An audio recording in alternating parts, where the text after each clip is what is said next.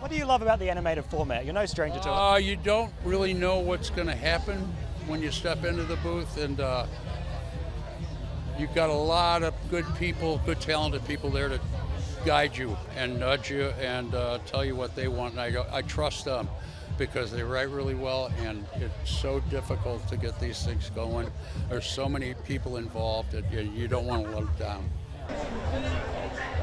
You don't have to. How do you still keep that collaborative feeling going when it's just you in a room? You try to make the writers laugh, and if you can hear them when they cut back the microphone, they cut the microphone back on, you know you're doing a good job. How do you find the voice? How do you find where you want to land? That was hit and miss. I mean, I came up with this crappy little cartoon voice, and I didn't think it was very good, and it just relax, be yourself. It'll work out, and then it changes through the run. So what was this a project you wanted to be a part of? I'm surprised I'm still in the business for one thing, but yeah, I'm learning. Man, I'm still learning how to act. It's part of the deal, and you try to pick up a little bit of lint every time you do something. Maybe you'll have a whole sweater by the time. Hi, Hannah. It's Weston Smurf. Hi, doll. Well, it's good to meet you. Hi, I'm Billy. So interesting seeing, you meeting people for the first time. I know, it's crazy, isn't it? John Goodman. Sir John of Goodman. He is just one of my absolute childhood favourites, and also to have Rihanna now playing Smurfette.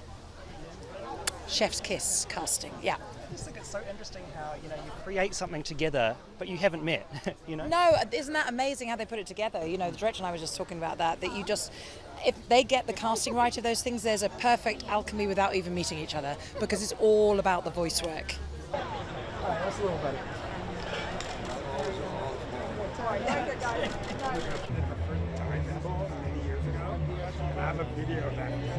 I came up as a voiceover actor, believe it or not. I put myself through film school doing voiceovers, and I've always enjoyed the play.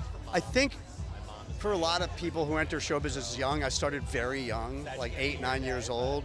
It's play, right? It's like, as a kid, you don't know anything else. You're not an adult yet. And so I just like play, and voiceovers, embodying a character that is so totally unlike who you are. Not that I don't seem hefty. I'm sure I seem very hefty to you. I'm sure you're intimidated by my heftiness. But that's the fun of it. It's play. It's like being 7 years old in your backyard, and like just imagining you're a character. Got kids. I love doing stuff that involves kids.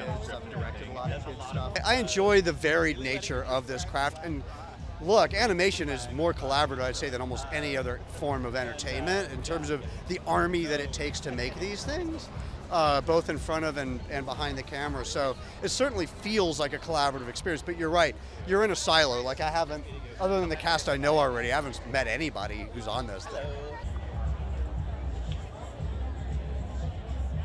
How do you find the voice? How do you know where you want to go with it? Sometimes I go in with a more exaggerated voice, like old animation where you could change your voice and do, but usually they always want you to just be yourself, so that's with a lot of energy.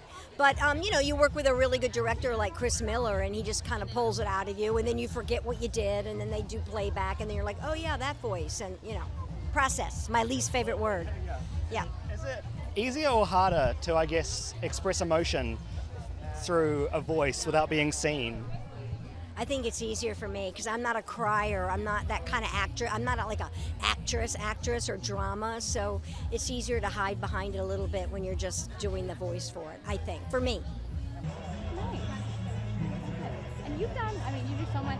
It's good. I need this because I have 2 godkids.